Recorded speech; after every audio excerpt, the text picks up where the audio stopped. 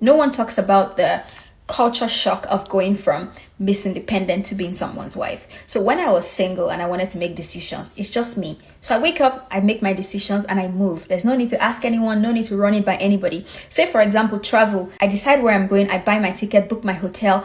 Everything is planned in under 20 minutes. Also, I'm an executor, I'm a doer. So the time frame between when I conceive an idea and when it turns into reality is not always long. And that still shows up in my marriage. For example, I make decisions and I honestly forget to tell my husband. Say I plan a trip, mostly work trips, and I'll honestly forget to tell my husband. And that will come up in conversations later. Maybe I'll say something like, oh, I'll do that when I go to Dallas.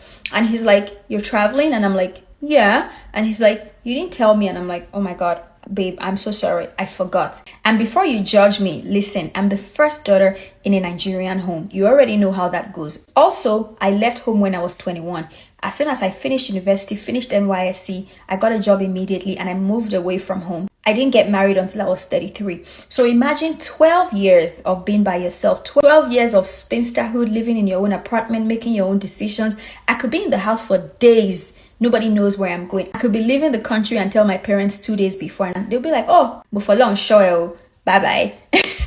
There was this day, it was 9 p.m. and I realized that I had not taken my walk for the day. So I just grabbed my headphones and I just walked out of the house. My husband saw me on the Ring camera and he's like, who's that? Where are you going? And I said, I'm taking a walk. And he said, babe, first of all, it's 9 p.m. Second of all, why didn't you say something? Somebody could call me now and ask me, where's your wife? And I'll confidently tell them she's downstairs, she's in the kitchen. Meanwhile, you're 1 mile away. Do you know how irresponsible that makes me look? Please stop trying to give me high blood pressure.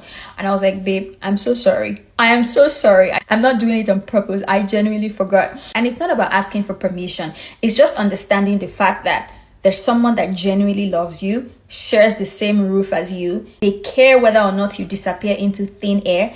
Their heart beats fast when they don't have an idea where you are. And I'm trying to do better. We're over 1 year now in marriage and I can say I'm getting better, but please tell me I'm not the only one. Please tell me I'm not the only one. Where's my Miss Independent girlies at?